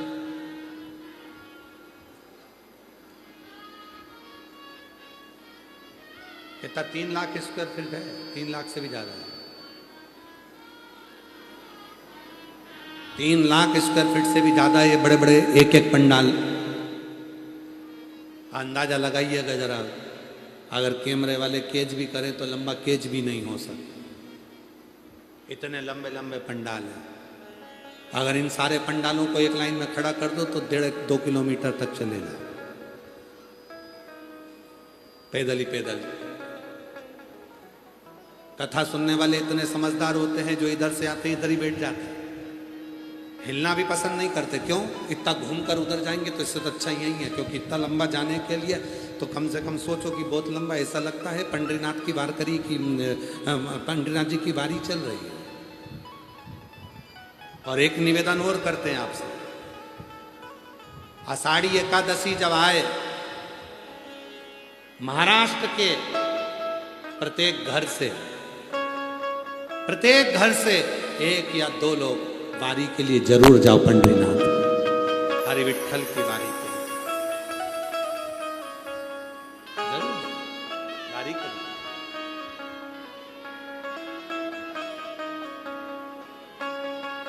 और जब मेरे महाराष्ट्र की भूमि पर छत्रपति वीर शिवाजी महाराज के लिए खड़े रहने की जब बारी आए, तो छत्रपति वीर शिवाजी के लिए एक पांव पर पूरा महाराष्ट्र खड़ा है।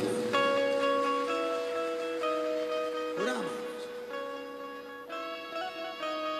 मेरे हरि विठ्ठल की वारी करते हुए शिव नाम जपते, हरि विठ्ठल का नाम जपते जपते करो, उसमें संकोच ना करिए। लाखों भक्त, भीड़ बढ़ाने नहीं, भाव बढ़ाने। विष्णुदास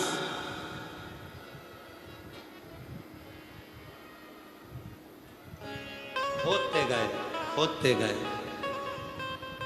आरमल्ला ने मजदूर पे मजदूर लगा दिए। कहते हैं 3 महीने निकल गए खोदते खोदते, पर वो पत्थर का, जिस पत्थर को उठाकर रखा था विष्णुदास ने, उस पत्थर के नीचे का हिस्सा मालूम ही नहीं पड़ा।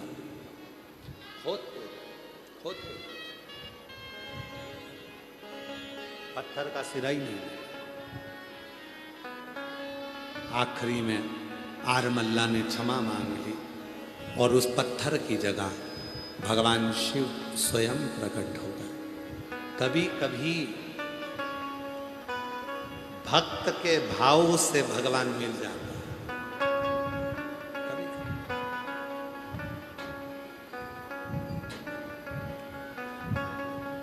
भक्त के भाव से। क्यों कहते हैं कि कभी मौका मिल जाए और कोई शिव भक्त आपकी जिंदगी में मिल जाए, कोई शिव भक्त, आपके पड़ोसन भी शंकर की भक्त है, आपके पड़ोसी भी शिव के भक्त हैं, आपके रिश्तेदार शिव के भक्त हैं, कोई आपका शंकर का भक्त आपकी जिंदगी में मिल जाए, कभी मौका लगे तो उसके साथ भी जाकर शिव की आराधना साधना, एक लोटा जल समर्पित कर कर उसकी संगत का रंग रखिए, उसका सुख मिले। और कितना असर पड़ता है। विदल और उत्पल दो असुर थे, पार्वती जी की सुंदरता देखकर मोहित हो गए। मना नहीं है, मोहित होइए, पर गलत भाव ना रखिए, गलत विचार ना रखिए, गलत सोच ना रखिए।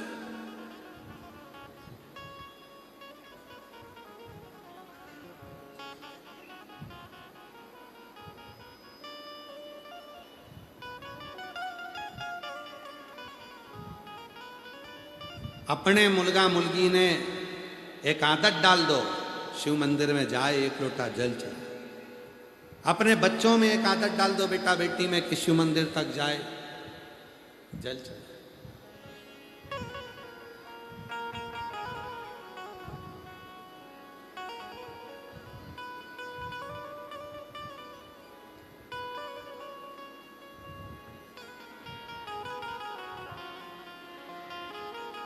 शिवपिंडीचा एक लोटा जल घेऊन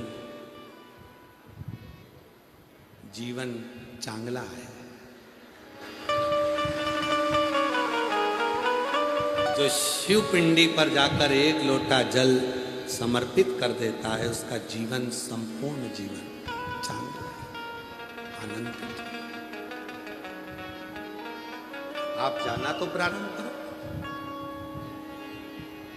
और मेरे भोले तेरा सहारा है, मेरे भोले तेरा सहारा है, मेरी नैया का तू किनारा है, मेरी नैया का तू किनारा है। मेरे बाबा तुझे पुकारा है, मेरे बाबा तुझे पुकारा है, मेरी नैया का तू किनारा है, मेरी नैया का तू किनारा है। शिव और शिव पर करा भरोसा, आरमल्ला थक गया, तब उसमें से शिवलिंग प्रकट हुआ, वो विष्णु। मेरी नैया का तू किनारा है। शिव की कृपा ऐसी। विदल उत्पल असुर थे, पार्वती जी पर मोहित हुए। माता पार्वती ने कुंदुक का प्रहार करा, विदल उत्पल के प्राण छूटे। वो कुंदुक शिव जी के चरणों में जाकर गिरा। शिव जी का नाम कुंदकेश्वर महादेव। भगवान शंकर का एक नाम कुंदकेश्वर महादेव ऐसा है, अगर कोई दवाई हम डॉक्टर की खा रहे हैं और वो दवाई हमारे शरीर में अगर असर नहीं कर रही, दवाई डॉक्टर की खाओ, साथ में कुंदकेश्वर महादेव का नाम लेकर खाओ, दवाई असर करना प्रारंभ कर देगी और वो दवाई आपके शरीर को रोक सकेगी। कोई विपदा में फंस गए, परेशानी में फंस गए, तो कुंदकेश्वर महादेव का नाम लेकर एक बेलपत्री शिव को चढ़ाकर उसी बेलपत्र को लेकर अपने घर आ जाओ। बाबा 15 दिन के अंदर उस चिंता से मुक्त करना प्रारंभ कर देगा। क्या नाम लेना है? कुंदकेश्वर महादेव। नाम बोलो। हाँ, कुंदकेश्वर। आप लोगों ने तो अच्छा हुआ नाम बोला कुंदकेश्वर महादेव का। एक बार हमने बोला नाम बोलो तो लोगों ने अपना अपना नाम बोल दिया। कुंदकेश्वर महादेव भगवान शिव का वो नाम जो हमें ऊर्जा देता है, बल देता है, रोग से मुक्ति देता है।